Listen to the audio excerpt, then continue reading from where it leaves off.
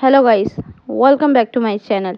Today in this video I will show you how to fix sound on Bluetooth cutting out on iPhone after update iOS 18. First of all, subscribe to my YouTube channel and press the bell icon to get new tech videos. Now let's start the video. Solution number 1. Turn off Bluetooth for apps. Open the setting app on your iPhone. On the setting page, scroll down, tap privacy and security. On the security page, scroll down, tap Bluetooth. On the Bluetooth page, turn off Bluetooth for all apps.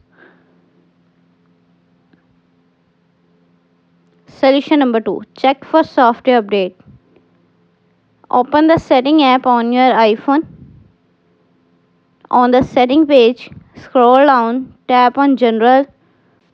On the general page, tap software update. Software update is available. Tap download and install to upgrade the iOS. Solution number 3. Reset network setting.